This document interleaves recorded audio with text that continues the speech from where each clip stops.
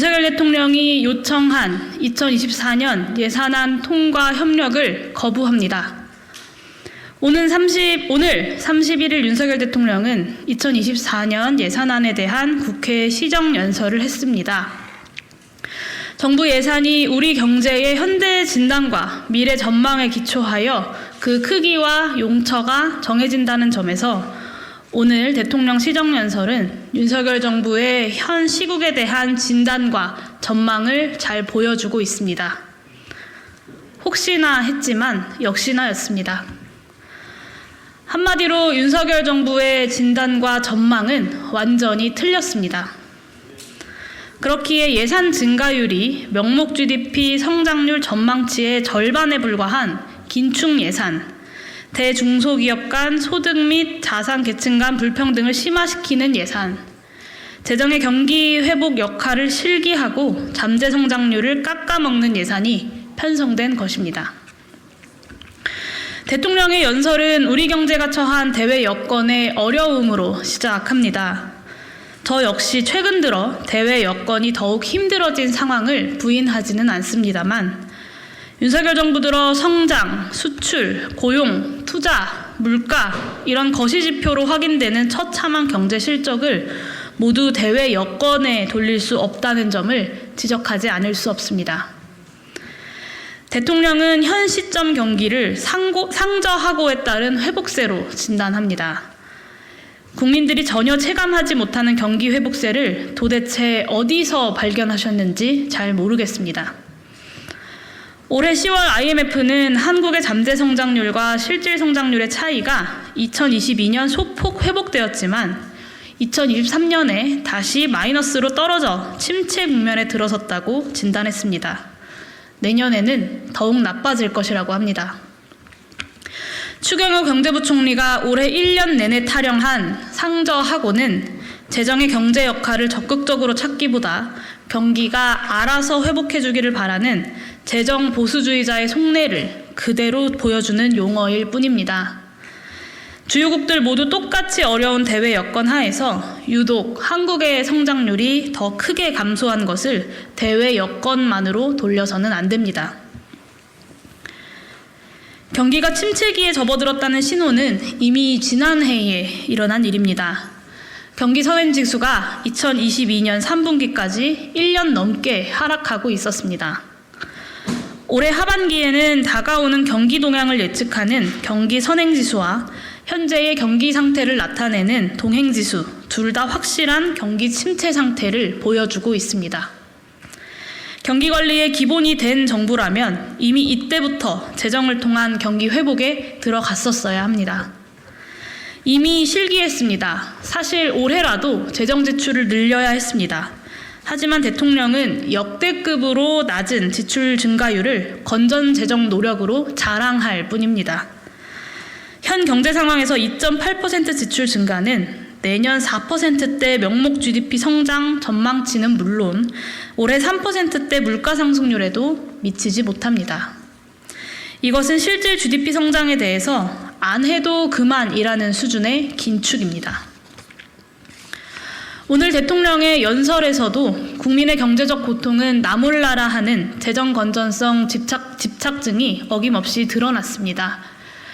그럼에도 정부의 총 수입과 총 지출의 차이는 0.6%에서 1.9%로 여기에서 사회보장성 기금을 제외하고 계산한 관리 재정 수지는 올해 2.6%에서 내년 3.9%로 그리고 국가부채율은 50.4%에서 51%로 악화될 전망입니다. 국유재산을 매각하고 건전성 지표에 반영되지 않는 단기 채무를 대폭 늘려서 지표를 관리하려고 해도 대규모 세입 결손에 따른 지표의 악화를 막을 도리가 없는 것입니다. 더구나 내년부터는 윤석열 정부 들어서 단행한 대대적인 대기업 부자 감세가 현실화됩니다. 2024년 예산서의 건전성 지표 전망치가 추가적으로 악화할 가능성도 큽니다. 윤석열 정부가 부자 감세와 건전 재정 중 둘 중 하나는 포기해야 한다는 비판이 나오는 이유입니다. 제가 건전재정 집착증이라고 규정하는 것은 정부의 건전성 지표 관리가 오히려 경제의 실제 건전성을 해치기 때문입니다. 정부가 지표 관리에만 집중하면서 재정의 지속 가능성과 경기 대응 기능을 망가뜨리고 있기 때문입니다. 국제 비교를 통한 우리나라의 재정 수지와 국가 부채율 수준은 세계적으로 가장 양호한 상태입니다. 국가 부채율 50%는 주요 선진국 평균의 절반 수준이고 총 채무에서 금융성 자산을 제외하고 산출하는 순채무율은 20% 초반으로 주요국들 평균 80% 초반대의 4분의 1에 불과합니다. 지금은 전 세계적으로 가장 건전한 재정 지표를 더 건전하게 만들겠다는 망상적 집착이 아니라 잠재 성장률과 실질 성장률의 차이를 메우는 적극적인 재정의 역할이 절실한 상황이라는 뜻입니다.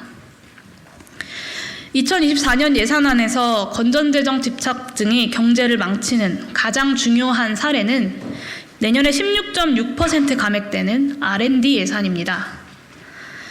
대통령은 국가전략산업에 대한 R&D 예산은 유지하고 나머지는 구조조정 차원에서 절감해 그 절감액을 약자 복지를 강화하는 데 사용했다고 말합니다. 대통령의 귀에 일선의 연구기관들이 내지르는 비명소리가 들리는지 모르겠습니다. 이번 R&D 예산 삭감은 그 규모도 엄청나지만 내용에서도 산업 전략을 수행하는 정부 역할의 심각한 훼손으로 나타날 것입니다. 가장 큰 타격을 받는 정부 출연 연구기관들은 연구 인력을 유지할 수 없는 수준의 예산 삭감을 받았습니다. 정부의 산업 전략이 국가 경쟁력의 원천으로 부상한 시기에 윤석열 대통령은 산업 전략 역량의 핵심인 R&D 예산을 대규모로 삭감하고 구조조정이니 약자 복지니 하는 말로 변명하고 있습니다. 대통령의 다른 역점 사업 평가도 너무 비상식적이거나 자화자찬에 가깝습니다. 또한 정부 재정의 역할을 최대한 축소하려는 의지의 산물입니다. 국민연금 개혁은 보험료율과 소득대체율을 어지러울 정도로 나열한 모수개혁 시나리오를 국회에 제출한 것으로 끝났습니다. 이 시나리오에는 현 시점에서 반드시 논의해야 할 연금의 지속 가능성과 보장성 강화를 위한 중장기적인 정부 재정 투입 방안은 빠져 있습니다. 오로지 가입자들이 낸 보험료로 모든 것을 해결하자는 보수적인 관점의 숫자 노름일 뿐이고 구조개혁을 해내겠다는 본인의 공약마저 뒤집은 입장일 뿐입니다. 필수 의료 시스템의 붕괴가 단지 의사수의 증언으로 해결되지 않는다는 것이 너무나 분명함에도 대통령은 그것이 큰 성과인 양 자랑합니다. 붕괴한 의료 시스템을 복원하기 위해서는 의사의 양성부터 공공병원의 설립까지 의료 공공성을 대대적으로 강화해야 합니다.